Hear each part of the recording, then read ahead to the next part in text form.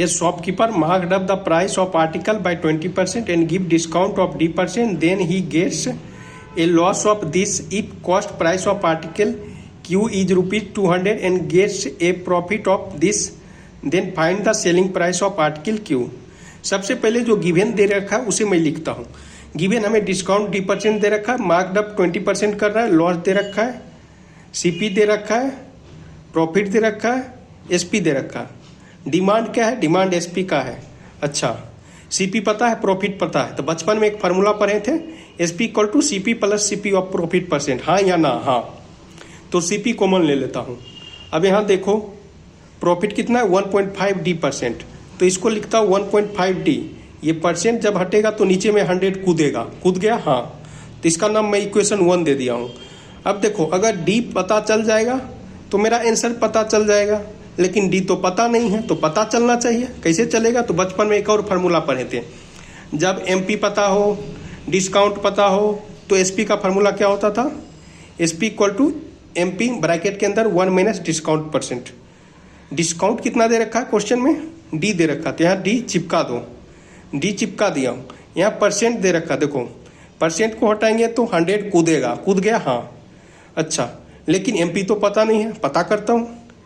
देखो जो शॉपकीपर है मार्क अप कितना कर रहा है? 20% कर रहा है, तो यहाँ से एमपी निकाल सकता हूँ। एमपी क्या होता है? MP CP plus CP of कितना % मार्क किया है? 20%। 20%, तो सीपी कॉमन ले लो ये, तो ये सॉल्व करने पर ये आ रहा है एमपी। तो यहाँ पर मैं चिपका देता हूँ, तो यहाँ से कुछ निकल के आएगा, तो मैं चिपका दिया हूँ 240 को। किस में? इसका नाम मैं दे देता हूँ, इक्वेशन सेकेंड दे दिया हूँ। यहाँ पर मैं 240 चिपकाया हूँ, तो क्या हुआ? ये आया है। इसका नाम इक्वेशन ए दे दिया हूँ। ठीक है, अपने सहूलियत के लिए। एक और बात देखो, क्वेश्चन में लॉस दे रखा है। ठीक है, लॉस दे रखा है, तो बचपन में एक फार्मूला पढ़े थे, याद है? SP equal to CP minus CP of loss %। CP common ले लो और लॉस जो दे रखा है वहाँ चिपका दो। अब इसको सॉल्व करो, तो सॉल्व करने पर ये आ रहा है। इसका नाम बी दे देता हूँ। मतलब इक्वेशन ए इक्वेशन बी को देख रहे हो, एसपी इधर भी, एसपी इधर भी। अगर एलएचएस इक्वल तो आरएचएस इक्वल, मतलब इसको और इसको एक दूसरे को इक्वल कर देता हूँ। ठीक है, इक्वेशन ए एंड बी को, इक्वेशन ए को और इक्वेशन बी को एक दूसरे के सामने में लिखें। जो कैंसिल होना था कैंसिल हो गया। काट छांट के कितना आता है? डी मेरा 45 आता है।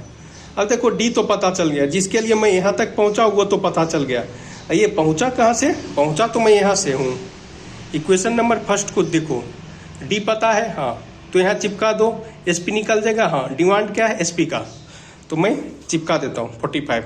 चिपकाया हूँ, सॉल्व किया हूँ, काट छांट के ये आया, तो ये मेरा उत्तर हो गया। इस क्वेश्चन के लिए हमें फार्मूला याद होना चाहिए, जो बचपन में पढ़े थे वही फार्मूला को फिर से याद करना है।